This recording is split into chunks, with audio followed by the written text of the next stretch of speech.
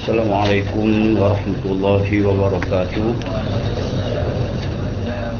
Al-Mahmudullahu Jalla Jalaluh, Al-Musla alaihi Muhammadun wa aluh. Muslimin muslimat yang dirahmati Allah sekalian,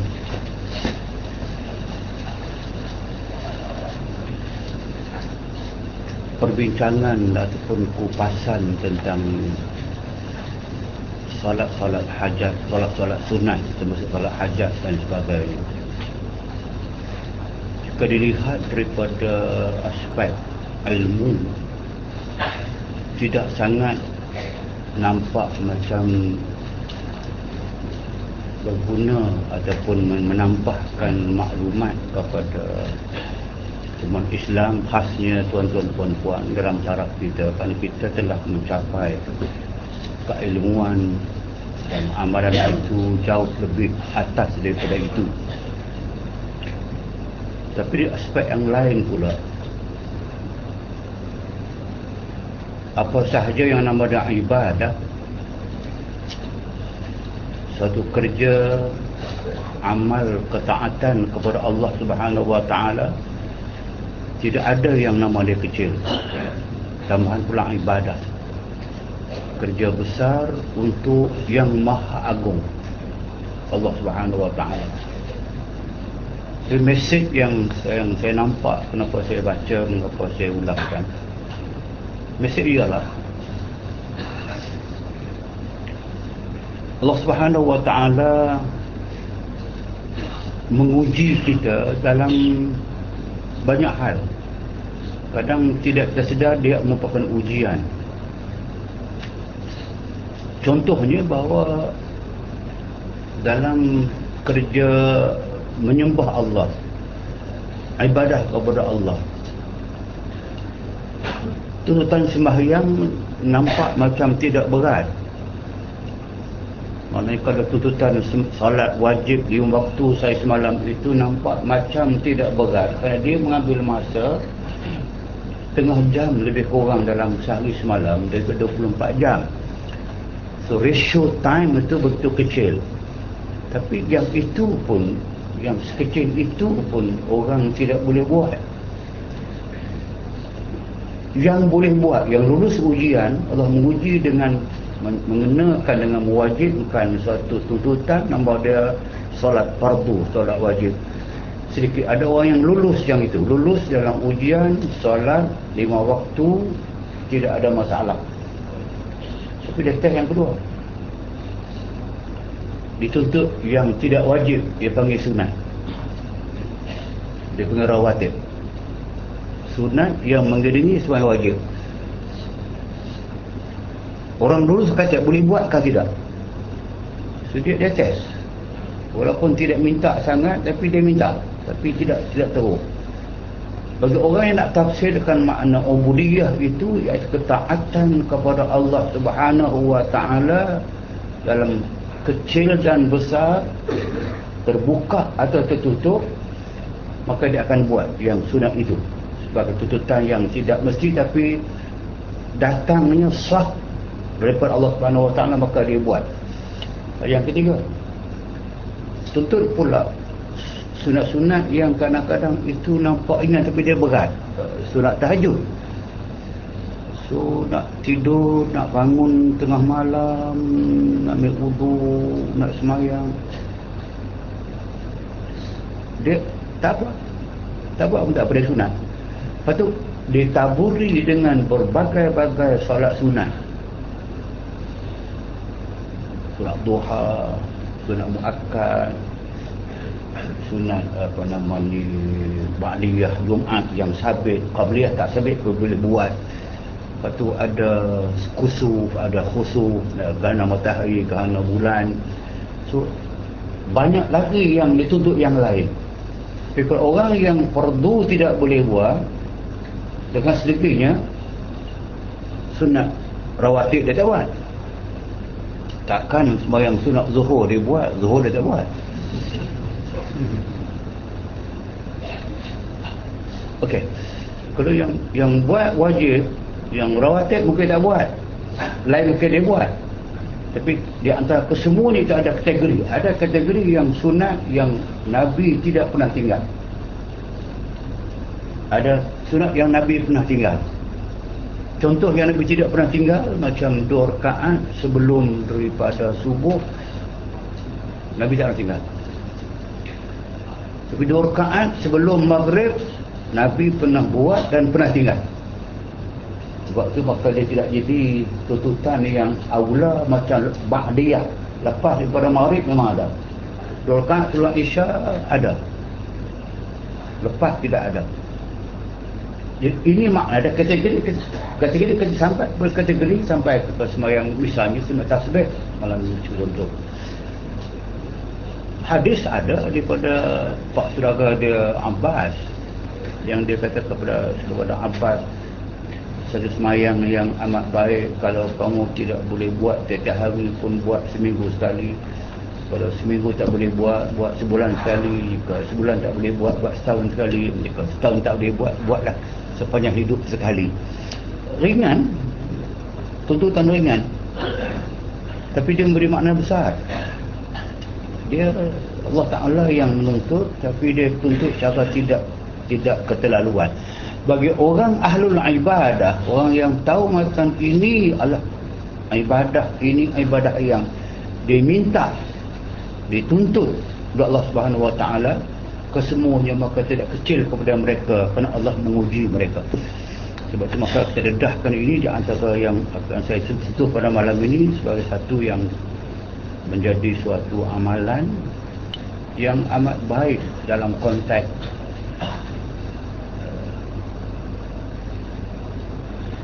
membuat suatu pilihan ataupun membuat suatu ketetapan atau mendapat suatu pilihan yang kita serahkan bulat-bulat kepada Allah Subhanahu Wa Ta'ala, yang istilahnya ialah sembahyang istikharah.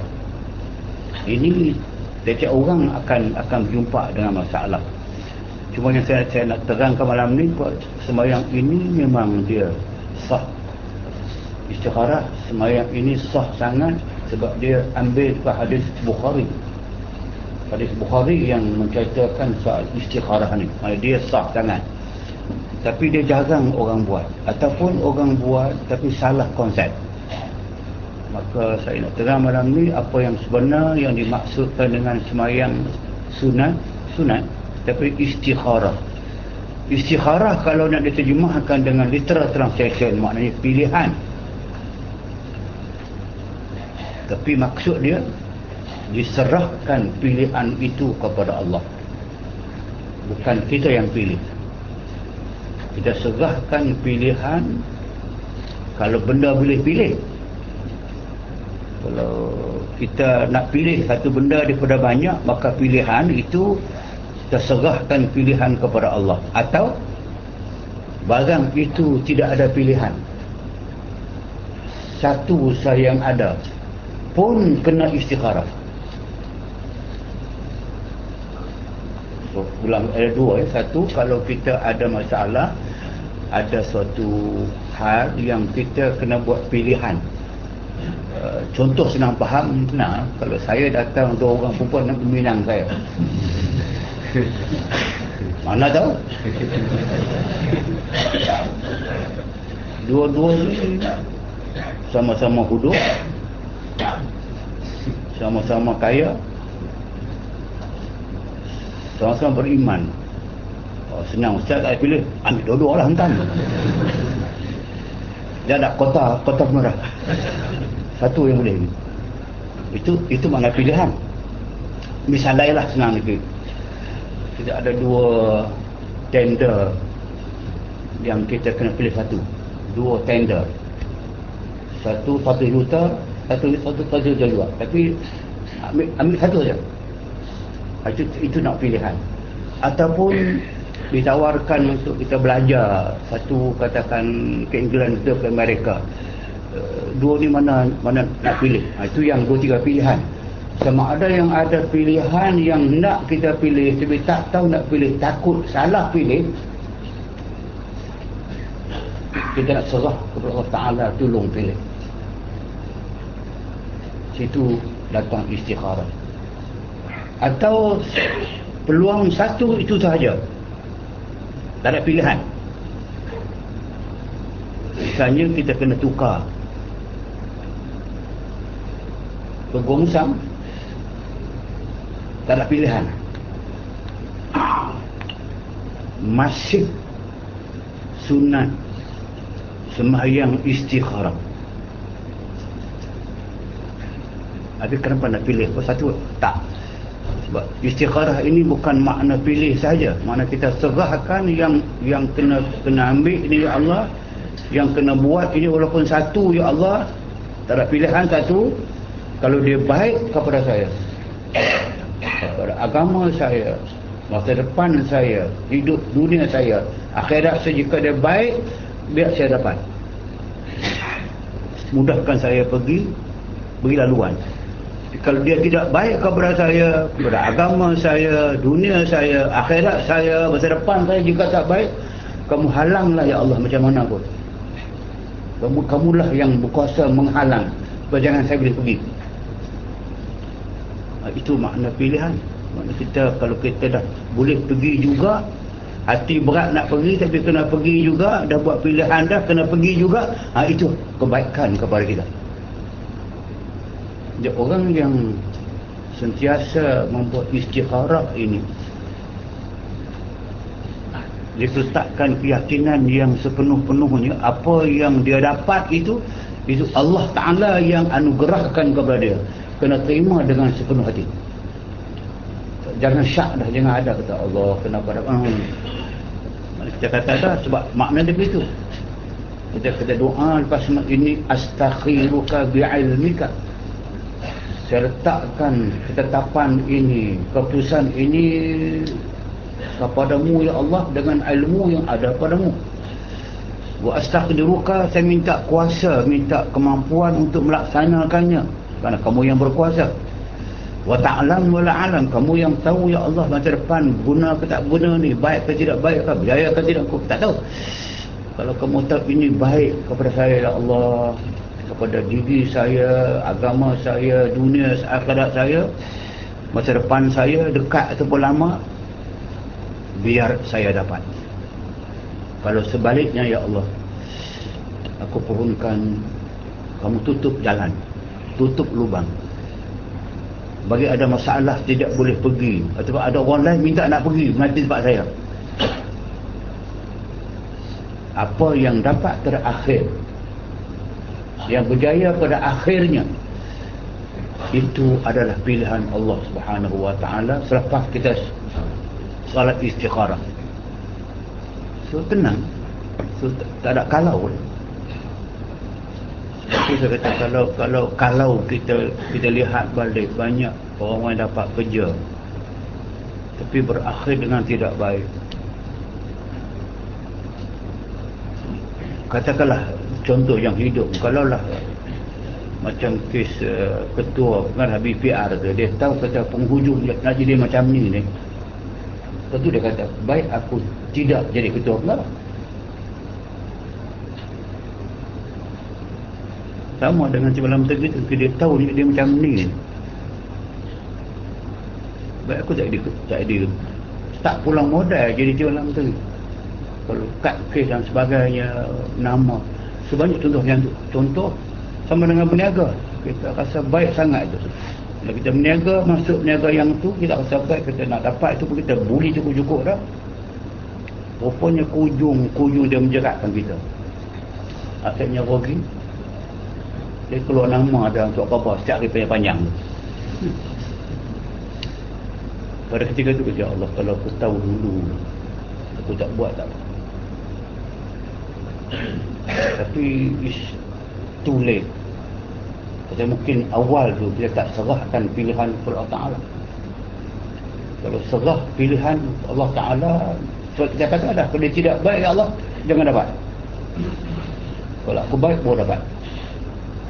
Jadi kesimpulan mukadimah nak mengatakan bahawa baik sangat sembahyang istikharah ini menjadi suatu kelaziman kepada kita bila kita nak buat satu kerja yang agak besar lah, yang agak ada makna lah, jawatan ke, bisnes ke, nak kahwin ke, nak apa semua. istikharah. Lepas istikharah itu serah apa nak jadi. Jangan yang orang untuk buat amal tu.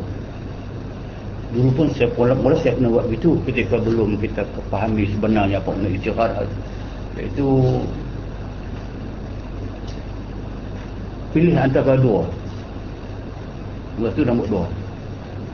Tak tahu pilih mana ni. Tulis kertas nombor satu, buat bulat-bulat. Nombor dua, berbulat, letak bawah bantai. Mari istikharah, lepas tu bangun pagi esok, seluk bantai tu. Pegang tengok, nombor dua. Ni lah pilihan. Bukan yang tu. Itu hang pilih sendiri. Bukan Allah pilih. Itu tidak sabit dalam mana-mana sunnah, dalam mana-mana ulama, bukan tulis, bukan kita pergi rabah, itu kita pilih. Dan bukan pula setengah orang bagi tua bagi tahu, dia kata kita antara dua benda yang nak kita pilih ini semua pilihan. Antara yang nak pilih ini syarikat ke, kahwin ke, apa semua, anugerah ke, kamu nak dipilih nak tak buta. Satu ke Russia, satu ke apa namanya Bosnia, pilih yang mana? Dah lah. Seorang betul kata kalau ada dua perkara itu yang tak tahu nak pilih yang mana, malam main istikharah, bangun pagi, tanya hati berat ke mana. Kalau hati berat ke mana tu belum istikharah apa ada. Antara dua orang dia nak kahwin lah. Nak ni lah, memang nak yang ni. Lepas tu istikharah. Lepas tu nak yang mana? Memang nak yang ni. Itu bukan dikanaki dengan istikharah. So istikharah ini bukan pilihan kita. Dia pilihan Allah. Buat betul-betul doa, ada teks doa. Itu dah doa Nabi yang hadis Bukhari ni. Buat demikian, jika tak hafal, kita baca yang dalam buku ni, faham makna dia, kita buat, serahlah kepada Allah Subhanahu Wa Taala membuat penentuan. Kalau kedua-dua tidak baik, dua-dua tak dapat. Tak apa. Jangan kesal. Satu yang berjaya, yang itulah dia. Allah Ta'ala pilih, maka jangan dikesal. Itu dikatakan dalam ini, dalam tengah-tengah tu lepas saja sunat tawaf itu, dia kata ada lagi semayang sunat bagi orang yang kesamaran. Tengah-tengah tu halaman 28. Bagi orang yang kesamaran antara dua pekerjaan ini yang sama di antara dua pilihan, pintalah Allah Subhanahu Wa Taala memilih kebajikan baginya. Demikian lafaz niatnya. So, dia menyatakan, Syekh Daud Petani menyatakan ada semacam istikharah.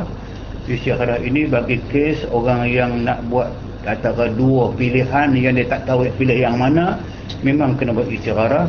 Lagi satu yang memang tidak ada pilihan satu sahaja, yang satu itu pun boleh istikharah, minta kalau baik jadi, walaupun satu tak baik tak ilim.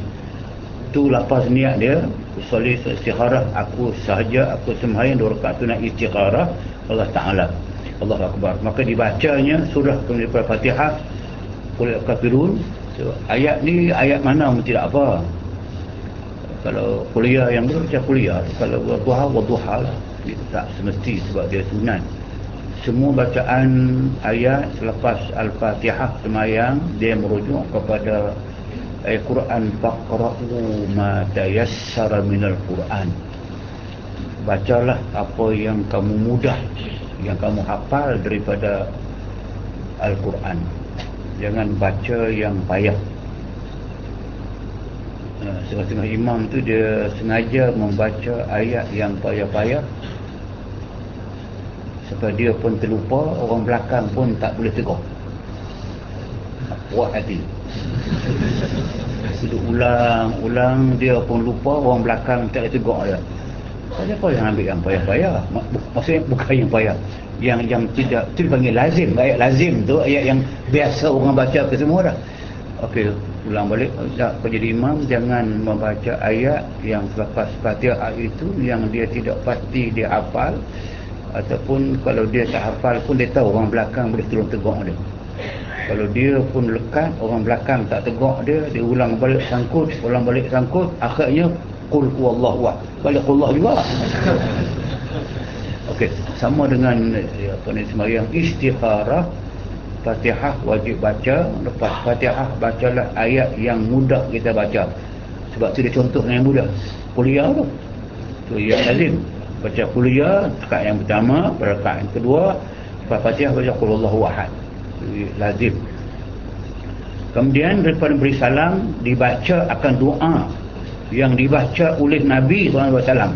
Itu doa ni teks sepenuhnya.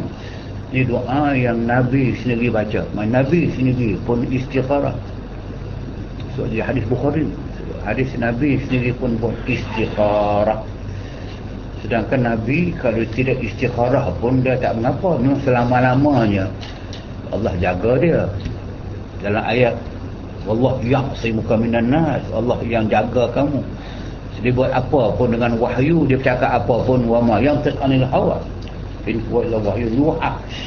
Dia bercakap pun wahyu, dia pilih pun wahyu. Namun demikian Nabi sendiri pun dalam beberapa hal dia buat istikharah. Maknanya serahkan pilihan itu kepada Allah Subhanahu wa taala. Apa yang dia baca doa lepas dua rakaat dia baca sembahyang istikharah tu, Allahumma inni astakhiruka bi'ilmika wa astaqdiruka biqudratika wa as'aluka min fadlikal azim fa innaka taqdir wa la aqdir wa ta'lam wa la a'lam wa anta 'allamul ghuyub. Allahumma in kunta ta'lam anna hadzal amra khairul li fi dini wa ma'ashi wa aqibati amri ajilihi wa ajilihi faqdurhu li wa yassirhu li thumma barik li fihi wa in kunta ta'lam anna hadzal amra syarrul li fi dini wa ma'ashi wa aqibati amri ajilihi wa ajilihi fasrifhu anni waqdur lil khaira haitsu kan thumma ardini bihi. Tu riwayat Bukhari.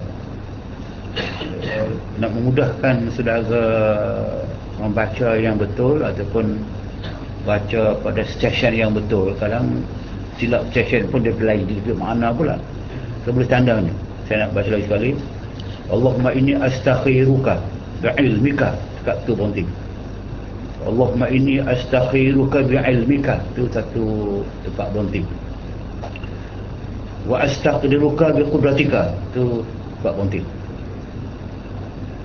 Wa as'aluka min fadlikal azim. Berhenti.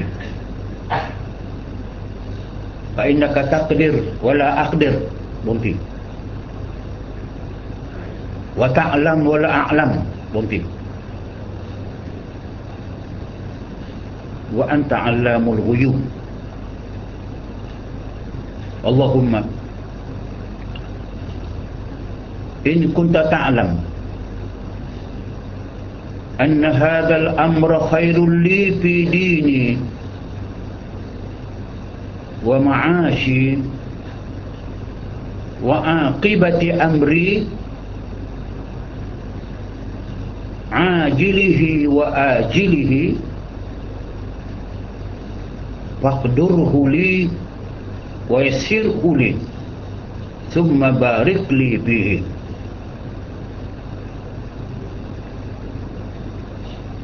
Wa in kunta ta'lam anna hadzal amra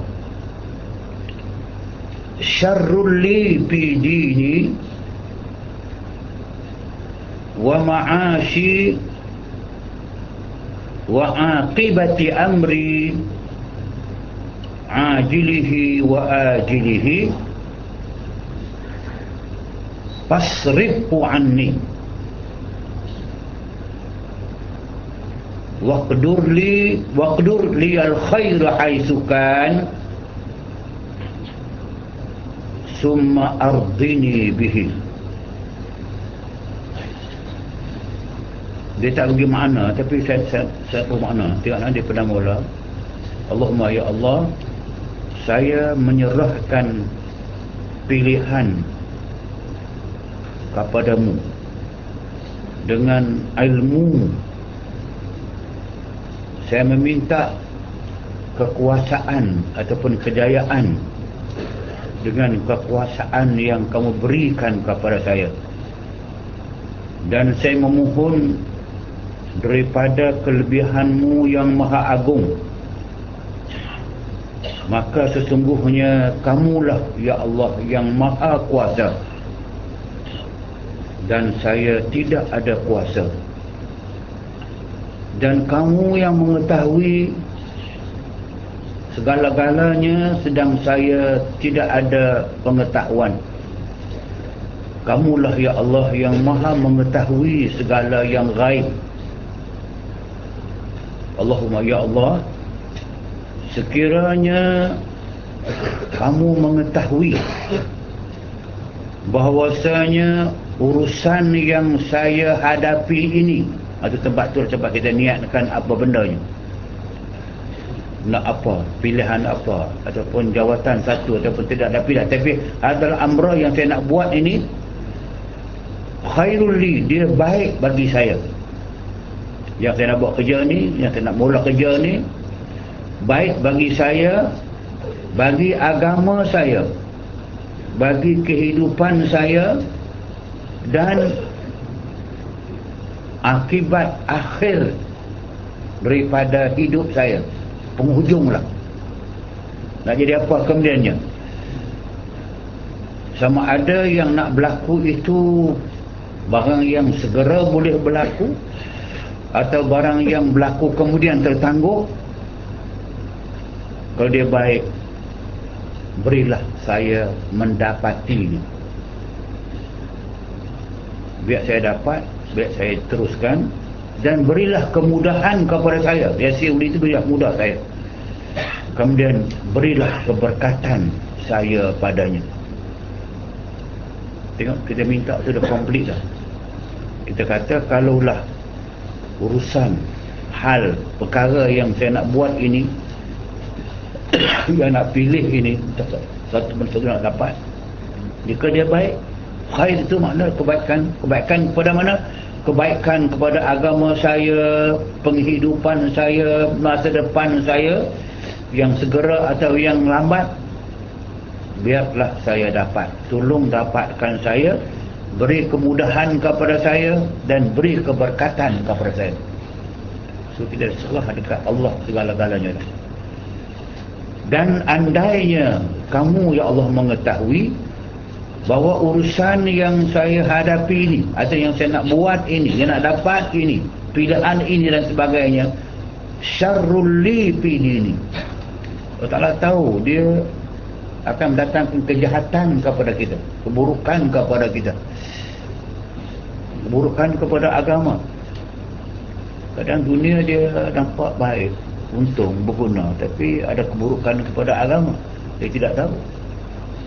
Macam contoh yang hidup yang saya nampak, kadang orang bila dia susah, dia begitu bergantung Allah Subhanahu Wa Taala, dia berdoa, dia semayang, dia macam-macam, dia senang saja, dia tinggal segala-gala.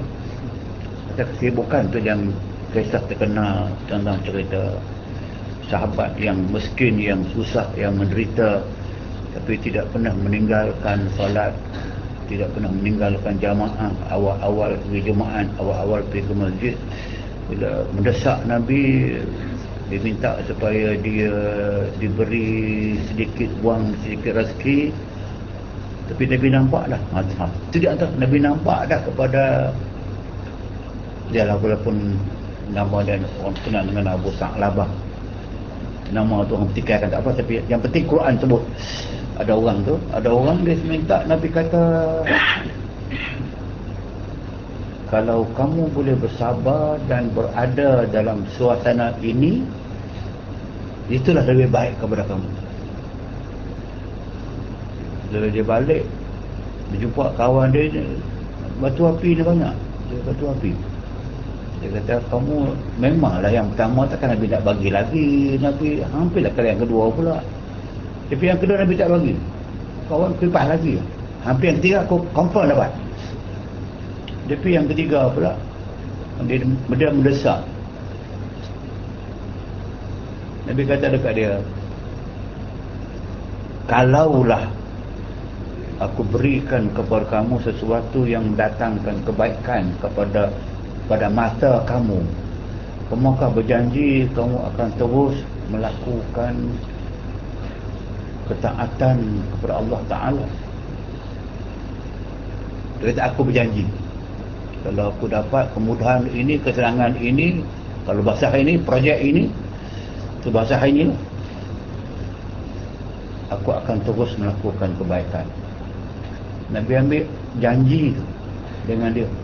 Betul Quran, wa minhum man a'adallaha la in atana min fadli lana saddaqanna wa nakunna minas salihin. Aku kalau sekali Allah berikan kepada saya min fadlihi, daripada rezeki Allah Ta'ala, kemurahan, kemudahan, lana saddaqanna, dia berjanji nak bayar zakat. Jadi orang yang baik. Falamma atakum fadlihi, bila Allah berikan kepadanya apa yang dia minta tadi, bakhilu bihi wa tawallaw wa hum mu'ridun. Dia terus menjadi orang yang paling bakhil, paling kedekut. Wa tawallaw, tak sembahyang lah. Itu Quran sebut tu. Sebab tu bila orang tadi susah, dia minta nak senang, sebab Nabi nampak orang ni baik, dia susah, dia baik. Dia mungkin susah sekejap itu, dia ada makna ketahanan iman dia dan bergantung Ta'ala, dia baik. Tapi dia nak juga kesenangan dunia datang 3 kali mendesak, lagi bagi sebagai contoh, akhir dia rosak.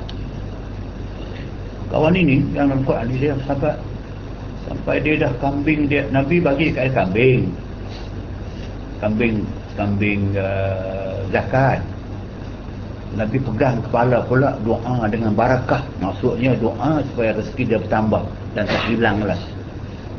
Jadi dia bertambah sebab dia sampai zakat dekat Nabi dia tak bagi, sebab Nabi kena hantar orang remind dia berjanji dengan aku tu.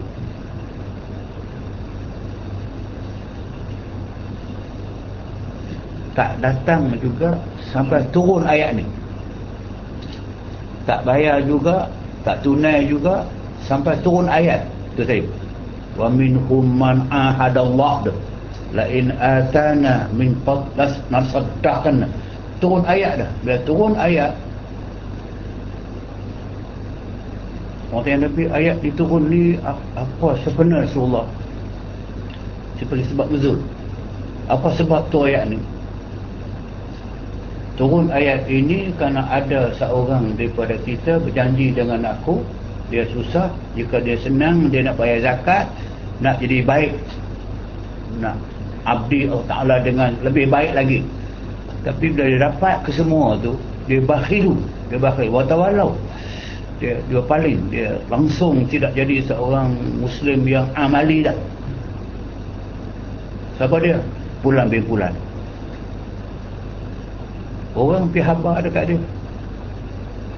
Habar dekat dia kata, ayat Quran turun tentang kamu. Oh, baguslah, aku dalam Quran. Dia berasa bangga pula kerana dia sebut dalam Quran.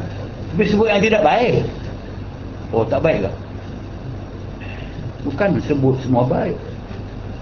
Abul Haq dalam Quran, tapi tabat. Lalu dia memilih kambing-kambing yang dia nak write off dah. Kambing pencen dah, kambing yang monopos tu.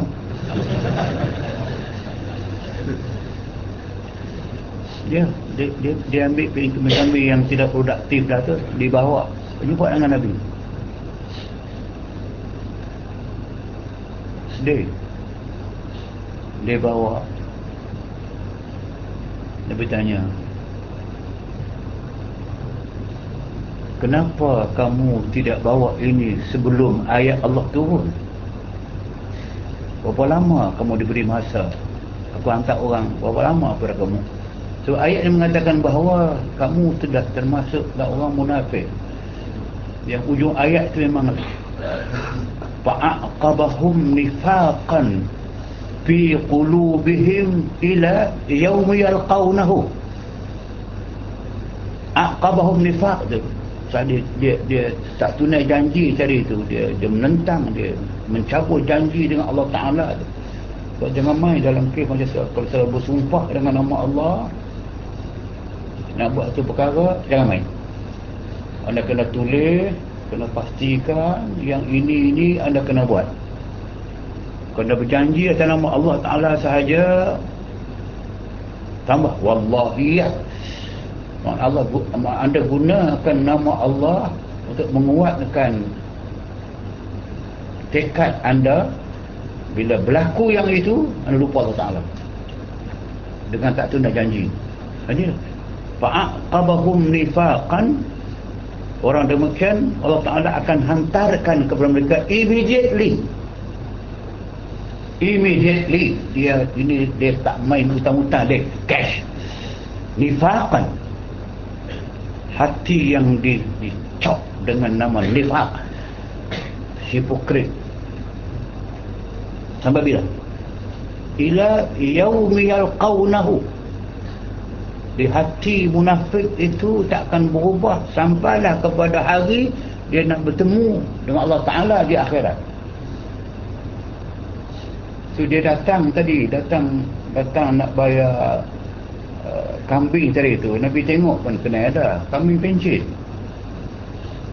Kata kambing monopos ni, batuk-batuk dah, kambing cepoh lah, kambing korak lah.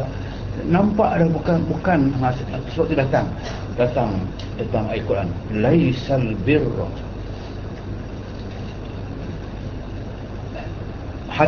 hatta tunfiqu mimma tuhibbun. Kamu tidak dapat kebaikan dan tidak namakan beriman sungguh-sungguh dengan apa, hatta tunfiqu, sehingga kamu menginfakkan, kamu sedekahkan mimma tuhibbun, sesuatu yang amat kita sayangi. Macam zakat tu nak bagi yang kita sayang tu. Macam orang kampung dia buat bendang tu, dia nak bagi zakat tu, dia tampi dulu, dia bersih dulu padi tu, dia bagi yang bersih dulu. Dia nak bagi buah durian dekat orang pun bagi yang kepala dusun, ni bagi yang buah tupai. Tak apalah, tapi yang kita sayang tu kita bagi, baru nampak situ keikhlasan. Kalau kita bagi yang tadi saya kata yang lebih-lebih tu, seperti Nabi nampak yang datang ni kerana orang berkata bahawa kamu ayat Quran turun dan sebagainya, kamu nak cover yang itu, datang bagi zakat. Tapi zakat kamu bawa tu bukan bayangkan kamu tu hatta tunfiqu mimma tuhibbun, ni bukan. Sama sebab tu saya kata nak kaitkan balik. Bila clash berlaku di antara anak Adam, abang kita yang pertama Qabil dengan adik dia Habil, kerana berebutkan dalam masalah keluarga, dalam soal perkahwinan, akhirnya berlaku clash besar, maka datang wahyu. Selesai masalah ini dengan masing-masing kena buat kurban. Kurban siapa yang Allah Ta'ala terima, maka dialah yang berhak memilih siapa dengan siapa dia nak berkahwin. Orang yang kurban dia tak diterima, dia terimalah sahaja apa yang berbaki daripadanya. Mereka berebut iqlamiyah, cantik, layuza, tak begitu menarik. Qabil nak iqlamiyah, Habil nak apa saja. Tapi hukum Allah Ta'ala pada ketika itu tak. Qabil tidak boleh berkahwin dengan adik kembar dia, iqlamiyah, dia lahir seperut, dia twin, dia kembar. Habil dia lahir sama layuza, dia satu perut dua-dua tu, maka tak boleh kahwin. Yang dia kahwin cross, adik ambil kakak, abang ambil adik. Tapi Qabil tak nak. Dia tak turun perintah buat kurban. Kerana Qabil dia seorang peladang, menanam gandum. Habil seorang peternak kambing. Bila perintah untuk buat kurban mereka terima, nak kurban apa? Fikir sendiri, buat sendiri apa yang kamu nak kurban. Sampai masa nak kurban, tiba Qabil dulu dengan membawa 7 tangkai daripada gandum yang dia tanam, tapi ketujuh-tujuh itu gandum yang tidak ada isi, bahasa kampung dipanggil hampa. Dia nak kurban dengan 7 tangkai gandum, tapi gandum yang tidak ada isi. Dia pilih dah yang tak ada isi. Tunggu lambat sangat, akan sampai Habil. Habil mengapa lambat? Dia kata, kenapa tak lambat? Daripada pagi saya duk pilih kambing saya, mana satu yang paling gemuk, paling cantik. Tangkap seekor, nak berjalan nampak lagi cantik yang sama. Lepas ambil sana pula, ambil sana pula, nak bawa nampak ni lagi cantik pula. Aku dah pilih mana yang terbaik sekali. Kan kita dapat. Okey, letak atas bukit. Tak tahu bukit. Tunggu tengok. Sebab ketika itu dia beri balasan instan.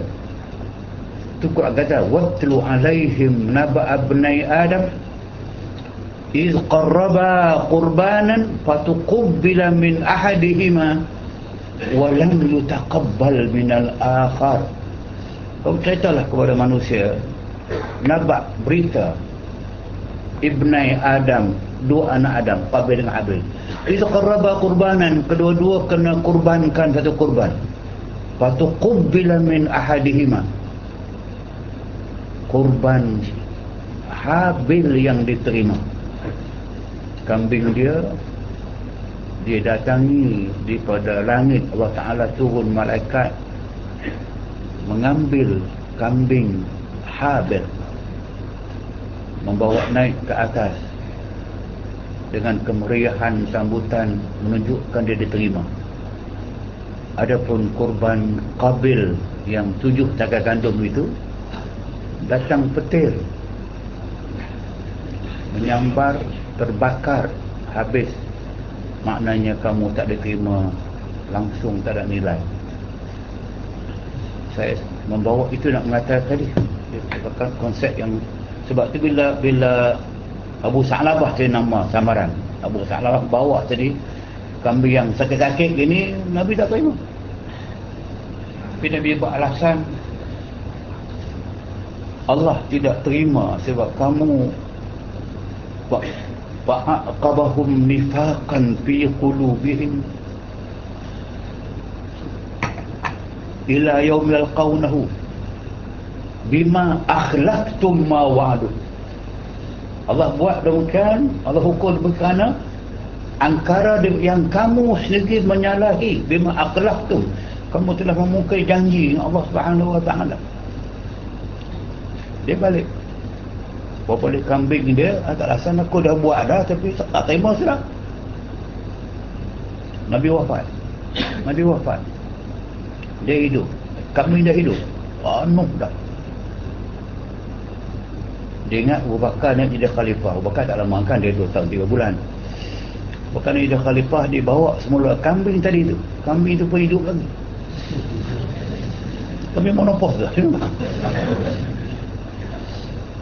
Bawa Abu Bakar, padahal kambing dia dah bertambah banyak mana dah, tapi tiba kambing yang sama juga, yang batuk, yang korak tu. Abu Bakar kata, aku pun nampak, kamu pun tahu, kamu bawa Nabi SAW tidak terima kurban kamu, sedekah kamu, zakat kamu ni. Kalau Nabi tidak terima, kan Allah tidak terima. Kalau Allah tidak terima, Nabi tidak terima, takkan aku nak terima? Tak mau serah. Dia balik. Wakar tak lama, 2-3 bulan, wafat. Naik Umar. Dia bawa kambing yang sama tu kat Umar. Nak abang kata aku buat. Tak terima apa punya pasal. Umar sama kata, Allah tak terima, Nabi tak terima, Bakar aku tak terima. Balik. Umar kena tikar, memang wafat. Naik sampai ke Osman. Memang orang macam ni, dia umur lama. Hampa faham kot lain. Dia hidup sampai zaman Ali. Dibawa, setiap khalifah dibawa kambing tu. Semua tak terima. Tapi yang tragedi akhirnya, satu riwayat, dalam satu malam berlaku sa'iqah, berlaku petir menyambar semua kambing-kambing dia yang ribu-ribu ekor tu dalam satu malam sahaja, musnah habis semua kambing-kambing yang dipunyai oleh orang samaran Abu Sa'labah. Dia dah tua dah, dia mati dalam keadaan su'ul khatimah. Pasal ayat tadi, fa'aqabahum nifaqan ila yaum bima akhlaful mawa'adu. Kerana mungkin Allah Ta'ala sahaja itu sebagai contoh yang sampai hari ini orang duk baca sebagai pengajaran. Itu saya pesan, kalau berjanji dengan orang pun sudah berat, kena tunai. Ini kan pula kita berjanji dengan Allah Ta'ala yang nama dia yamin, sumpah. Sama jika sumpah palsu, lagi berat. So dia melibatkan saat nifak itu, sebab itu kena jaga sangat bila kita minta itu. Ini kita minta Allah Ta'ala yang pilih, soal ke dia? Kita tak bangkangan. Kalau buruk kemudian pun tak apa, ada kebaikan. Bukan kebaikan semua berada kepada kesenangan. Kalau ada kebaikan, ada pada keburukan, pada mata kita. Tadi Abu Sa'labah itu ada kebaikan pada kemiskinannya. Kalau nak sangat kaya, maka dia kaya. Dia tidak istikharah. Dia ambil, dia belah, tapi dia yang telah memukul janji, maka itu akibat dia. Kekayaan dia begitu banyak tapi tidak menolong dia. Dia mati pun nifak. Padahal jika awal tadi ini dia beriman, jika dia mati tetap mati beriman. Tapi kan dia pilih dia sendiri. Itu yang amat kita takuti, yang tidak ulangkan, jangan buat demikian. Kalau engkau ta'lam, kalau kamu tahu ya Allah ini buruk kepada saya, buruk kepada kehidupan saya, buruk masa depan saya yang segera ataupun yang akan datang, jangan bagi saya dapat. Fasrifu anni itu jauhkan daripada saya. Tak dapat. Pilihan semua tak dapat. Satu yang tak pilih tadi pun, yang tu ada halangan.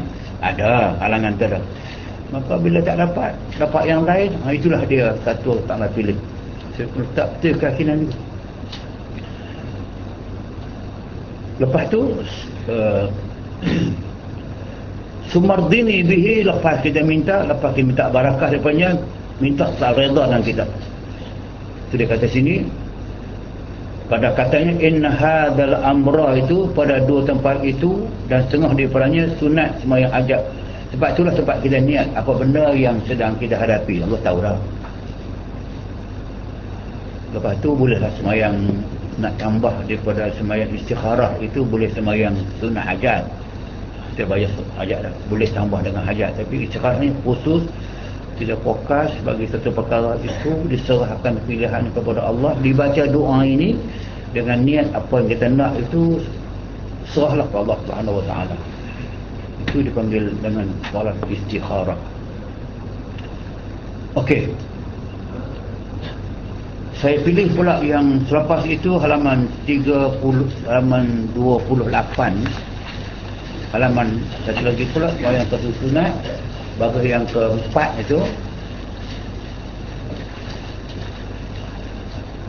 Dan setengah daripada sunat kita muwazabahkan. Muwazabah ni kita sentiasakan, kita selalukan, yakni mengekalkan. Itu dia guna perkataan muwazabah, itu mengekalkan, sentiasa mengamalkan. Dan sembahyang tasbih sunat terbuat ni, dan sembahyang tasbih kerana amat besar fadilatnya, juga amat besar qadarnya kepada Allah Ta'ala, serta muwafaqah segala ulama. Muwafaqat maknanya konsensus, muwafaqat bersetuju segala ulama pada suruh mengerjakan dan mengekalkan dia pada tiap-tiap hari kita puasa. Kalau ada masa orang pencen, ada masa orang pencen ni, orang tak pencen ni memang ada, orang pencen ada masa banyak. Kalau masa buat tiap-tiap hari, jika puasa, jika tidak tiap-tiap Jumaat, seminggu sekali, dan jika tiada tiap-tiap bulan, dan jika tiada tiap-tiap tahun sekali, dan jika tiada maka dalam seumur hidup sekali. Jika dia ada, tak boleh buat langsung. Apa fadilat dia? Maka diampun akan dia Allah dosanya. Jikalau ada barang ada, dan jikalau sebilang-bilang buih di laut. Dia nak abang kata kalau dosa kita tu sebanyak bilang buih di laut, mana banyaklah, tak siapa nak bilang buih di laut lah. So, kalau dosa kita ada sebilang-bilangan buih di laut, tak kira lah maknanya macam dia nak abang kata dalam ibadat ini ada jenis ibadat yang selalu orang buat. Satu. Dua, jarang-jarang orang buat. Ketiga, amat jarang orang buat. Pada perkara yang amat jarang orang buat, terutama dalam kes fardu kifayah, orang yang buat kerja fardu kifayah yang orang lain tidak buat, memanglah besar sangat ganjaran pahala kepada dia, kerana dia menghidupkan yang nak mati. Banyaklah contoh dia. Sama dengan ibadat ni, kalau macam kita sebut macam semayang sunat rawatib, itu boleh kata majoriti orang buat. Bila mari macam sunat tahajud, agak jarang orang buat. Maka semakin zaman dulu kan semua buat, zaman Nabi buat, zaman tabi'in buat. Kalau ulama salaf itu, dalam banyak kita baca buku, banyak ulama salaf itu mereka bersemayang subuh dengan wuduk Aisyah. Semayang subuh dengan wuduk Aisyah. Terbayang Aisyah tu dia ambil wuduk, semayang Aisyah, terus semayang sunat, semayang tahajud, semayang apa semua, tasbih, semayang apa semua, sampai ke subuh pula. Itu banyak jadi begitu. Tapi zaman kita ni zaman yang mana ada orang semayang subuh dengan wuduk Aisyah. Tak apa. Tapi jarang orang tahajud, maka yang boleh bangun tahajud itu dia dapat keistimewaan khusus. Dia lah cuma macam contoh dia, macam ada hadis Nabi yang analogi lah, dengan faham fizikal, faham analogi. Allah Ta'ala akan turun ke langit dunia pada 1/3 akhir malam. Kita sebut lagi, jangan faham analogi, jangan faham fizikal. Allah bukan benda, bukan fizikal, turun, naik. Rahmat Allah tu turun, maksudnya. Khusus diturunkan kepada 1/3 malam terakhir. Lepas pukul 3, lepas pukul 2 lah. So dia katakan, fahal min mustaghfirin fa'aghfirullah. Adakah ada di waktu ini orang yang sedang mengangkat tangan memohon kepada aku sebarang doa, aku nak tunai doa dia. Maknanya kalau seluruh dunia ni orang semua bangun semayang waktu itu, semua semayang ketika itu, berdoa pada ketika itu, memanglah Allah tidak bagi ke semua, dia bagi sebahagian dia kanaki, lain tak, banyak tak dapat lah.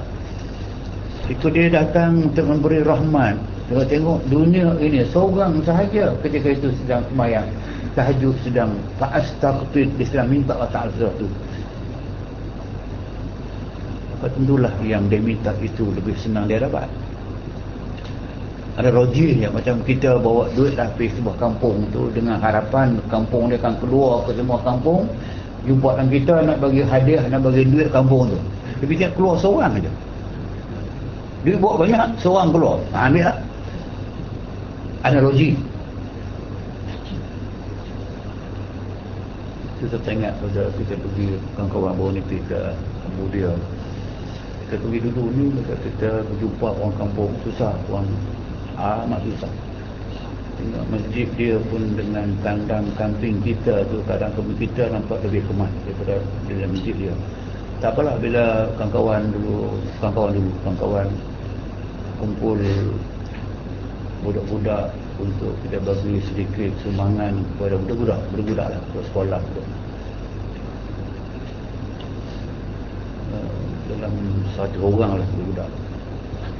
Selang tapi tahun ni pula Kita tengok macam mana boleh budak-budak yang tersudah ni dah habis dah tu 100. Di tahun ni pula 200 orang budak-budak yang baru beranak pun mak dia buat keluar dan sebagainya, perlu hidup budak. Saya sebut itu nak mengatakan itulah di antara harapan-harapan masyarakat kepada orang yang dia rasa kita ni mesti boleh bantu.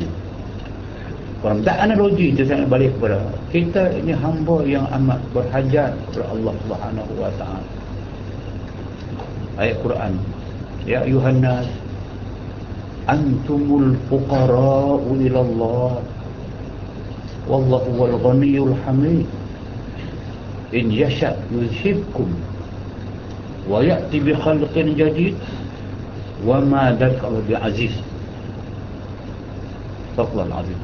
Wahai manusia, Allah tujukan kepada semua manusia, antumul fuqara ila Allah, kamu ini adalah makhluk yang amat fakir, yang amat berhajat kepada apa? Ila Allah. Tidak ada orang yang terkecuali yang nama dia fakir yang berhajat hajat kepada Allah. Jangan rasa kalau orang tu senang duit dunia, dia tidak berhajat kepada Allah Ta'ala. Jangan. Sebab yang senang tu pun Allah Ta'ala yang bagi dekat dia. Dia tak berhajat, dia tarik balik yang tu. Dan kesenangan dunia bukan kerana duit. Kerana duit banyak, hati susah buat apa. Tadi Abu Sa'labah tadi, harta banyak tapi enggan bayar zakat buat apa.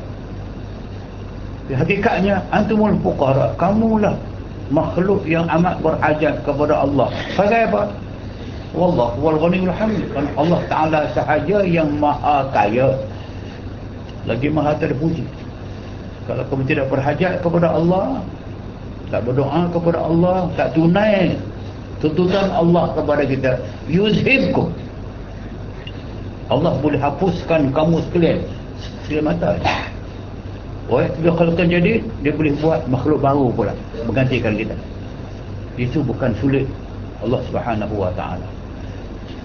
Dia rasa iftiqar itu, kita berhajat kepada Allah, memerlukan tadi kepada melakukan ibadat yang orang lain jangan buat. Kalau boleh tengah malam berdoa kepada Allah, mohon rezeki diberkati, dikekalkan, anak-anak datang kebaikan kepada kita, suami datang kebaikan kepada kita, isteri kebaikan kepada kita, dan apa sahajalah jawatan jangan jadi beban kepada kita. Itu dia kata kalau kita ada dosa sebilang but di laut pun, dan dosa itu akan dihampunkan. Dan sama dosa yang disengajakan atau tersalahnya, dosa yang sengaja dibuat ataupun dia buat tersalah dibuat, dan yang lamanya dan barunya, dosa dulu, dosa sekarangnya dan nyatanya, dosa yang terang, sembunyinya yang tak orang tak nampak. Demikian sebut pada hadis, itu 4 rakaat dengan 1 salam. 4 rakaat 1 salam atau 2 salam, boleh juga dibuat dengan 2 salam. Tapi senang saudara faham, ambil kaedah Nabi sebut dalam hadis, salatul laili masna masna, sembahyang sunat pada malam hari dibuat 2 1 salam. 2 1 salam. Kalau anda sembahyang tasbih pada malam hari, boleh pilih, boleh buat 4 rakaat 1 salam atau 2 rakaat 1 salam. Malam boleh. Tapi kalau anda sembahyang tasbih siang hari, 4 rakaat 1 salam sahaja. Lafaznya dia senang. Aku sembahyang sunat tasbih 2 rakaat kepada Ta'ala. Kemudian dibaca surah, itu tak apalah, sama ada nak baca surah Izazul ke, Alhaqum Takasur wal Adiyah ke, tak ada masalah. Rakaat yang pertama Fatihah Izazul boleh, rakaat yang kedua Fatihah Al-Ha boleh. Yang kemudian tak payah baca dah, sebab bacaan sunat ayat lepas Fatihah pada rakaat pertama kedua saja, yang keempat tak ada lah. Macam sembahyang zuhur, macam sembahyang asar. Okey, ada yang lain, iaitu apabila kita sembahyang sunat ini pada malam hari, boleh buat 2 rakaat 1 salam, boleh 4 1 salam. Kalau kita buat siang hari, memang kebiasaannya boleh buat 4 rakaat 1 salam sahaja. Jika timbul juga soalan, boleh tak siang pun nak buat 2 rakaat satu salam? Tak dilarang, tapi dia khilaful aula. Dia berlawanan dengan yang aula. Apa yang aula? Yang aula yang utama, yang prioriti apa dia? Yang Nabi sebut. Salatul lail matna matna. Sembahyang malam 2 rakaat 2 rakaat. Sembahyang sunat lah. Itu maksud sunat lah. Kalau tidak ni saya boleh. Habis kenapa Aisyah 4 rakaat tu salah? Pula. Itu sembahyang wajib. Kita bercakap saja sembahyang sunat. Itu salatul lail sembahyang. Salatul lail ni memang yang diistilahkan salatul qiyam. Kalau di Mekah, Madinah diistilahkan salatul qiyam asabakumullah. Maksud dia sembahyang tarawih pun salatul qiyam, dan tahajud pun salatul qiyam. Okey. Yang kedua, salatul lail. Salatul lail sembahyang malam. Dia sebut sembahyang malam sahaja, dia merujuk ke sembahyang sunat. Sembahyang wajib tak dipanggil salatul lail. Macam salatul qiyam juga. Sini dia rujuk kepada sembahyang malam. Sembahyang malam maknanya sembahyang sunat. Ini pun boleh dibuat. Okey. Tasbihnya pada tiap-tiap rakaat kemudian daripada Fatihah dan surah. Senang cerita gini. Ambil yang senang difaham. Nak baca, nak faham dia tulis satu masalah. Ejaan dia pun satu masalah. Yang kepala fikir yang mana ni? Okey, forget it. Ambil yang senang. Sebenarnya tasbih ialah sembahyang yang memang ada hadis, memang ulama sepakat mengatakan boleh buat, elok dibuat. Dia fadilatnya besar. Buatlah kalau dapat selalu-selalu, jika tak boleh buat lama-lama sekali, sebulan sekali, siang dia buat, malam boleh buat. Buat macam mana? Niatnya memang sembahyang sunat tasbih. Sembahyang ini akan dipenuhi di dalamnya selain daripada membaca bacaan-bacaan yang dituntut dalam sembahyang, ada bacaan yang tidak dibuat dalam sembahyang biasa, iaitu tasbih. Tasbih itu subhanallah walhamdulillah wallahu akbar wala haula wala quwwata illa azim. Itu nak diisikan dalam sembahyang itu sebanyak 300 kali tasbih. Yang lain jangan ubah. Yang bacaan yang lain dalam sembahyang ini semua sama. Fatihahnya, ayatnya, tasbih rukuknya, tasbih sujudnya, alhamdulillahnya, pelik, semua sama. Semua sama. Cuma ditambah saja tasbih itu 300 kali tasbih dengan cara dalam rakaat yang pertama kita kena baca 75 kali, rakaat yang kedua 75 kali menjadi 150 kali 2 kali rakaat sama dengan 300 tasbih. Nak bagi senang macam mana? Bagi senang ialah kalau ada sembahyang sunat tasbih 2 rakaat, dia bermula aku sembahyang sunat tasbih 4 rakaat, Allah Ta'ala Allahu Akbar, semua buat macam biasa. Di ujung sekali sebelum daripada ada rukuk, ujung lepas baca Fatihah, baca ayat, di ujung tu, ujung yang pertama tu baca 15 kali. Saya boleh bilang dengan guna tangan.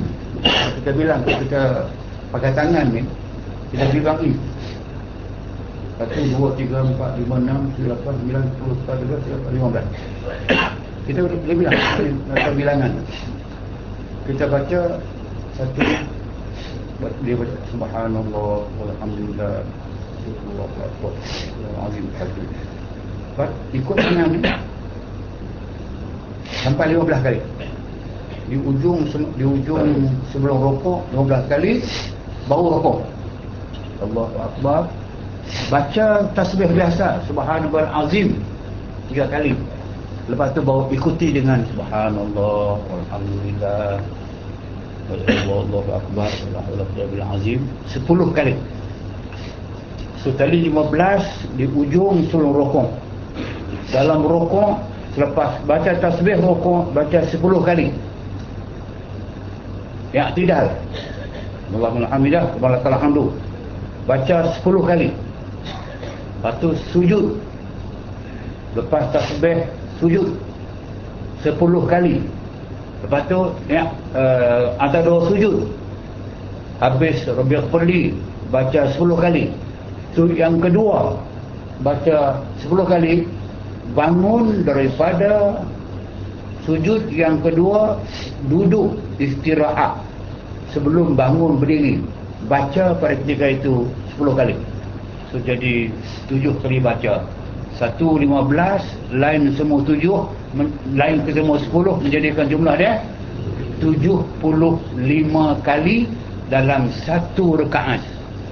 Buat yang sama juga rakaat yang kedua, menjadikan 150 sampai kepada 4 rakaat, kita dapat sebanyak 300 kali tasbih. Ulang balik, senang. Anda ambil ujung daripada mula sembahyang biasa sampai ujung. Yang sepatutnya jika sembahyang biasa Anda rokok, jangan rokok lagi. Di ujung bacaan ke semua ayat itu Anda baca subhanallah walhamdulillah wallahu akbar. Dekat itu pun boleh. Kalau baca wala haula wala quwwata illa billah pun boleh. Nak ambil senang saja, dekat tu baca subhanallah alhamdulillah wallahu akbar subhanallah Allahu akbar wallahu akbar sampai cukup. Yang pertama ujung 15 kali, dia saja 15 kali. Lepas tu 15 kali, dalam rukuk 10 kali, yang tidak 10 kali, dalam sujud yang pertama 10 kali, dalam tanda sujud 10 kali, lepas tu sujud yang kedua pula 10 kali, 6, akhirnya istirahat sekali lagi, jadikan kesemuanya 7 kali bonti bersamaan dengan 75 kali baca. 75 kali sampailah kepada akhir sembahyang ada sebanyak 300 kali tasbih. Itu yang dipanggilkan sembahyang sunat tasbih yang cerita panjang dalam buku ni. Jika oleh sudah dah faham dah. Okey, lepas tu kita nak pergi kepada, saya nak pilih halaman 30 tu.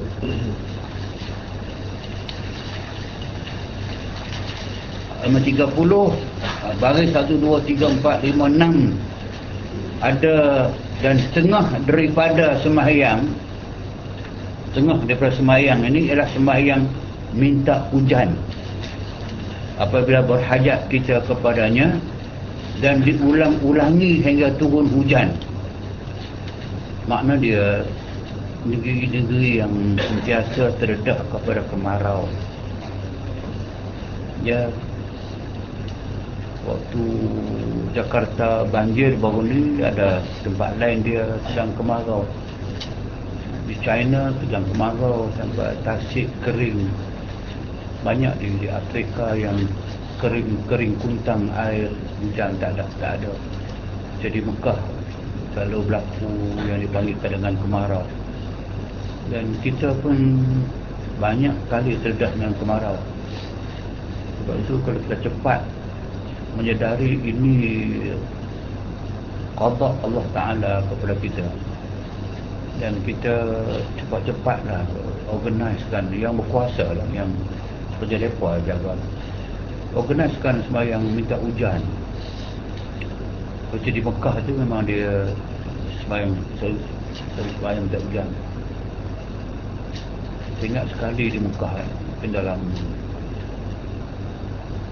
12 tahun dulu, zaman imam lama yang baca surah besar tu, nama dia Imam Abdullah Al-Fulaifi, saya ingat orang. Dia ni terkenal kalau minta hujan pagi dia jadi imam. Abdullah Al-Fulaifi, dia meninggal dah. Dia seorang imam maghrib sebelum dia pergi naik apa nama ni. Okey, dia sembahyang minta hujan. Hampir dalam buku biografi dia, Allah Al-Fulaifi, hampir tidak pernah kalau dia jadi imam sembahyang minta hujan di Mekah itu, hujan tidak turun immediately. Saya sekali sempat sembahyang dengan dia ketika itu. Memang kemarau kuat Mekah, kenal. Diisytiharkan hari Jumaat itu besok pagi sembahyang istisqa, minta hujan. Tengok pagi-pagi tu dia memang sembahyang minta hujan pun dia buat waktu sama dengan sembahyang raya, pukul 8 pagi. Tapi kita turun pagi tu kita duduk hotel Mekah, matahari punya terik pagi lagi lah, terik betul, panas pagi dah. Tapi sembahyang minta hujan, hati tanya, dia kata baru lagi ni kalau sembahyang minta hujan tak pernah miss. Nak tengok pagi ni, nak tengok pagi ni. Saya semayang, saya kebetulan saya masuk ke masjid itu, duduk sebelah Cik Omar, 4-8 orang main. Bila dia baca khutbah, dua khutbah, dia mengadu kepada Allah, dia merayu, kami buat silap ni bukan sengaja, ya Allah kami tolonglah bini, merayu apa semua. Panas mungkin terik, tak apalah, memang kena. Lepas tu dia start semayang. Bila Allah Akbar mula tu, kita sujud. Bila sujud, dia lama. Saya rasa macam dunia nak, kenapa nak kelam ni, mengapa makin gelap ni. Rasa tu sujud, tu terasa dia lama, makin gelap. Bila panggung saya, bangun saya tengok dah kokain dah.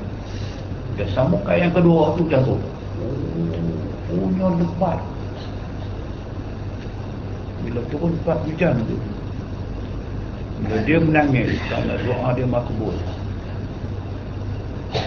suruh masjid tu menangis. Dia dalam dia menangis tu, dia baca ayat Quran tu yang ada kena-mena dengan dosa. Hujan. Dia sujud lagi lama.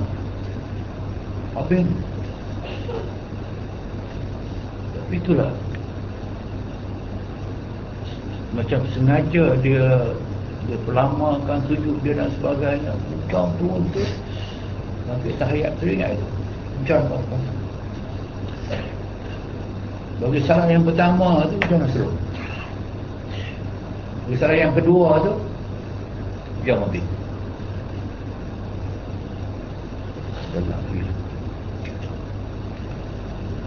Lama dekat setengah jam habis banjir. Dan tidak ada orang lepas dia itu yang berlaku demikian. Kalau sudah dia lepas 7 kali tu, sudah lepas dia sembahyang 7 kali tu hujan turun. Dia turun. Ini yang daripada okey. Dalam zaman Nabi dahulu berlaku sebuah kampung yang kemarau ni, sampai mati tanaman, pokok-pokok mati. Itu orang kampung datang menyebut dengan Nabi. Waktu Nabi dah baca khutbah Jumaat dah. Nabi baca khutbah Jumaat dah. Waktu datang menyebut dengan Nabi, begitu kata kampung kami, dia kata asbahal qahtu wa ma tasyajaru. Berlaku di daerah kami ini qahtu, kemarau, wa ma tasyajaru, pokok-pokok mati semua tu. Wa ta'isatil bahaim, binat macam kesemua dalam keadaan yang hidup mati antara dua dan sebagainya. Tolonglah doakan kepada kami. Lepas tu tengok satu riwayat mengatakan bahawa dia pun minta Nabi pergi ke kampung tu. Nabi kata tak apalah, aku tak pergi pun tak apa, aku doa sini. Dah, kami nak kamu pergi kampung. Kerana mereka mendesak juga nak. Nabi tak bayar, aku doa sini boleh. Dah, nak Nabi juga, tak apa. Dia pergi kampung tu, sembahyang minta hujan. Dia balik. Nabi balik sahaja, kampung tu dia hujan. Daripada Jumaat hari itu sampai Jumaat depan tak mobil. Datang jumpa dengan Nabi pula. Allah, awak jaga turun ni. Dah turun tak mobil. Dia 2 minggu sudah, sampai minggu ni tak berhenti lagi. Aku nak berdoa di sini sahajakah ataupun hamba nak ajak pergi juga sana? Kami serahlah mana yang baik. Ni doa dah. Kita ada doa tahan hujan. Jangan pakai bomo. Dia tahan hujan. Allah nak lawan FA Cup aja. Kena cari bomo tahan hujan. Tak doa dah. Memang Nabi telah berdoa. Yang tadi itu Nabi berdoa. Dia pendek tapi doa tu makbul. Hujan mungkin. Ambil minta hujan. Minta hujan ni pula berhajat kita kepadanya dan diulang-ulangi hingga turun hujan, iaitu 2 rakaat. Itu dia kata dia yang diulang-ulangi hingga turun hujan tu. Itu dia kata dia. Lelaki dia terus macam hujan. Tak kata kita semayang sampai turun hujan. Bukan sekali lah. Macam sudah buat. Banjir turun itu.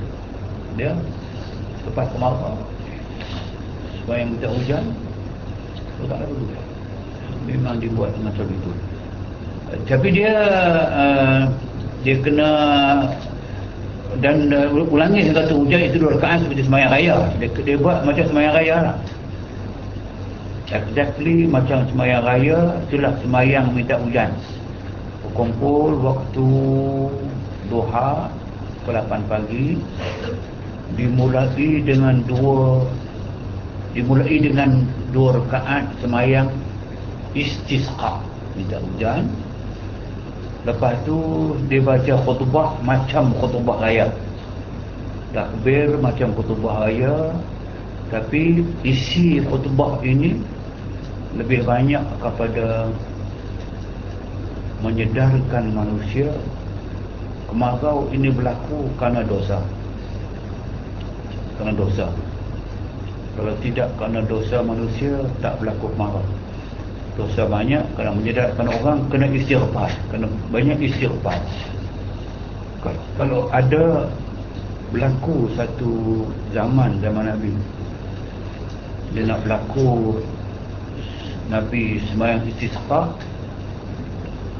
Allah bagi tahu, dia beritahu dekat dia yang datang tu ada orang munafik. Allah tak tunai.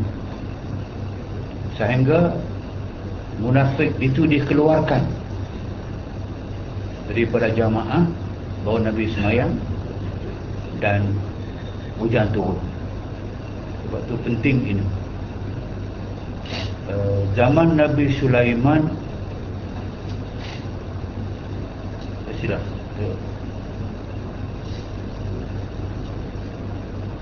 Saya lupa zaman Muhammad ke zaman Sulaiman. Lupa zaman Sulaiman. Zaman Nabi Sulaiman berlaku kemarau. Sulaiman mengarahkan ke semua makhluk keluar untuk sembahyang hujan, minta hujan. Bila dalam perjalanan nak ke padang sembahyang minta hujan, Nabi Sulaiman terdengar ada seekor semut sedang mengangkat tangannya dengan bertunjang 2 kaki, dengan tangan di atas. Dia sedang menyebut kepada Allah,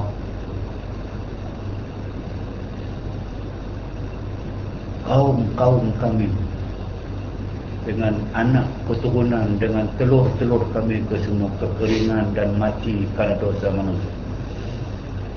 Kami tidak berdosa kepadamu ya Allah, janganlah kamu azabkan kami atas kesalahan manusia. Arisna, askina. Dia ulang, arisna, askina. Tolong kami ya Allah, tolong kami dan hujankan kami, hujan kami. Selama dengar doa daripada seekor semut, selama kata kamu ke semua dan aku sendiri tidak baik. Kenapa ya Allah? Karena seekor semut tadi telah mendoakan kepada Allah, dan doa yang aku dengarkan itu aku pun yakin Allah Ta'ala makbul. Dan musim belakang nak balik kerja tu, itu hanya doa seekor semut boleh berlaku demikian. Tapi kadang-kadang doa semut pun tidak juga makbul. Kita kena buat, dan kesemua kena berhenti ataupun minta masyarakat. Tapi kalau sembahyang tak hujan pun, jom heboh pun tak berhenti juga.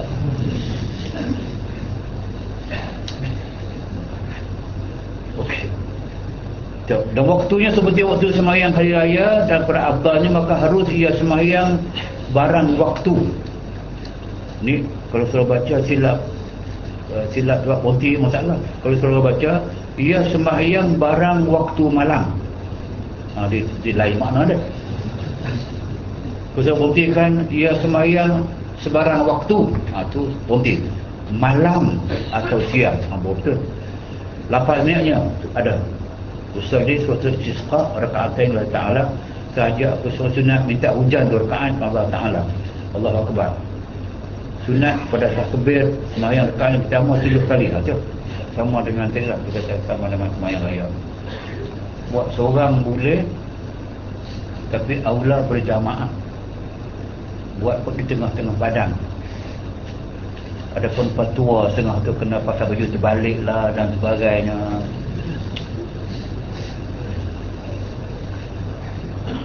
Kalau Allah tak nak makbul, tak pakai baju pun turun. Tak apa, tapi ini penting bila kita ada balak kita buat. Jadi saya tekan ke tu boleh buat. Yang keduanya yang saya sebut tadi itu, yang tengah-tengah itu. Ada doa yang Nabi mengajar. Jangan doa hujan tak turun. Hujan turun dia turun.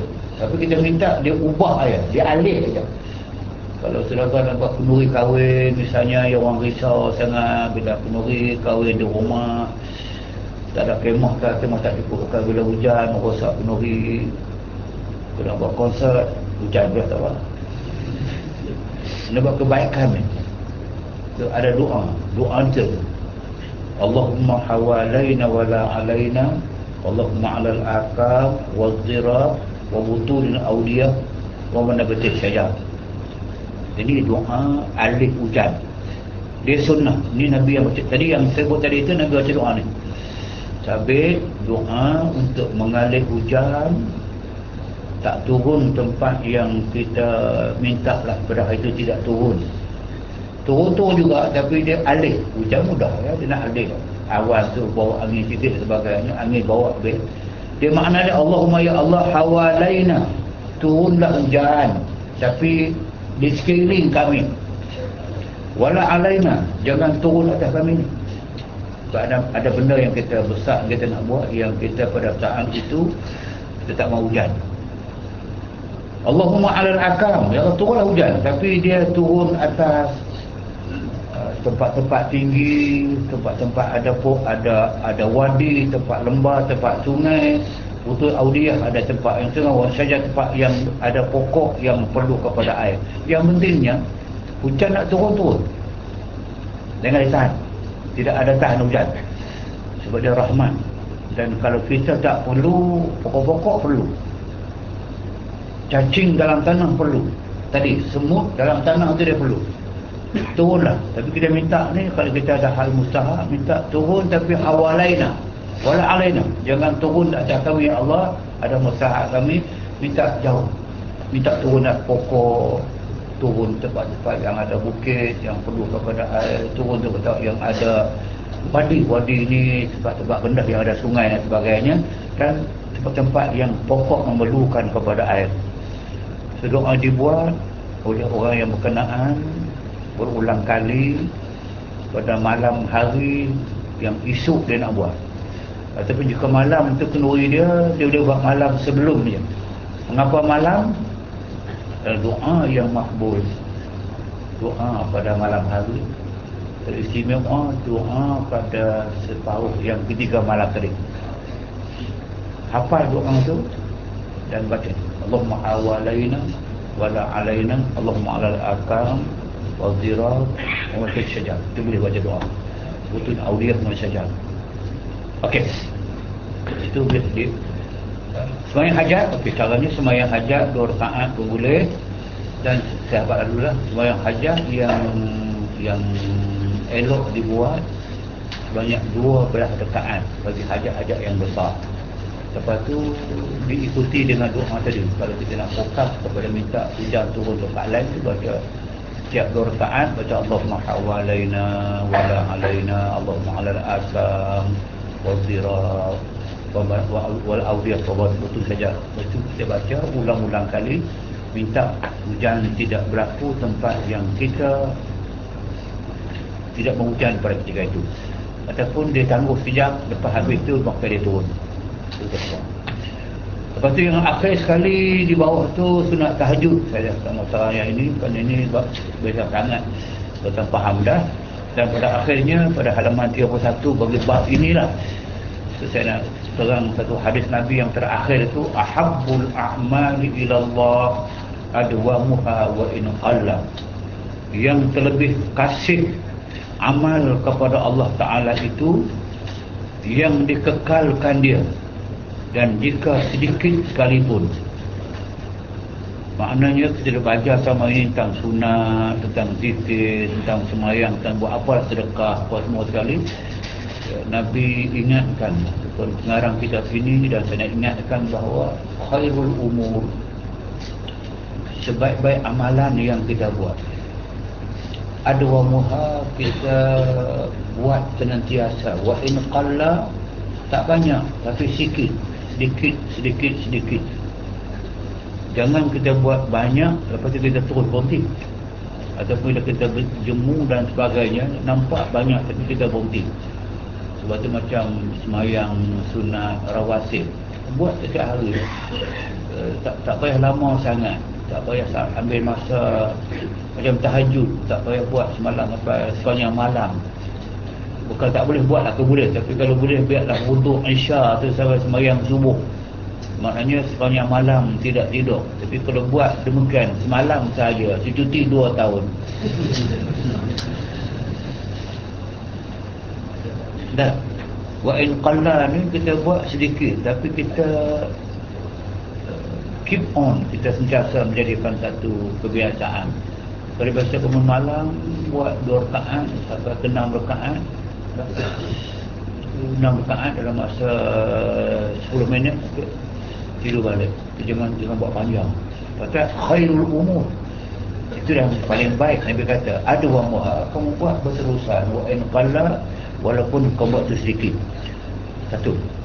Yang kedua, dan sunat, mengqada'kan sembahyang sunat yang tersebut itu, apa yang luput. Bila kita telah biasa dah buat sembahyang sunat, ada masa yang kita luput, terutamanya macam sembahyang sunat 2 rakaat sebelum daripada subuh, terluput. Sebab tu ada dalam mazhab Hanafi, dia qada sembahyang sunat subuh itu dia buat selepas subuh, kata nama qada. Dia dalam Hanafi dia tertinggal sembahyang sunat yang dia sentiasa muwazabah dan dia buat, tapi tertinggal dia boleh kita qada. Kalau kita tak mau tinggal, nak biasakan. Dalam kitab ini ronyok pada mazhab Syafi'i. Dan sunat, mengqadahkan sembahyang sunat, maknanya ada ruang yang boleh, kita tak mau tinggal, kita tinggal juga masih boleh dibuat. Dia sama saja dengan nama sunat itu. Sama ada sunat itu bernama, macam sunat rawatib itu bernama, surat as-suhri raka'atain qabliyatan ba'diyatan ada nama. Ada sunat yang tidak bernama, dipanggilkan dengan sunat muakkad. Dan muakkad saya sebut dah, tak sebut usah dia sunatul muakkadi. Muakkad itu istilah kepada sunat semata-mata sunat. Apa dia? Apa sembahyang sunat 2 rakaat Allah Ta'ala. Yang sunat ini dapat dibuat pada masa-masa mana pun boleh, melainkan pada waktu yang dilarangkan kita membuat sembahyang. Yang penting hal ini kena muwazabah, kena buat sentiasa, sedikit tidak mengapa, asalkan kita buat selalu, akhir menjadi satu habit, menjadi satu tabiat yang cukup baik. Akhir sekali itu kita tutup dengan doa bagi bab ini, apa bacaan minal hafizina wal muqimina as-salah al-mukhlisin li wajhikal karim rabbal alamin. Ya Allah, jadikan kami diperoleh sentiasa menjaga sembahyang dan menunaikan sembahyang dengan ikhlas kerana wajah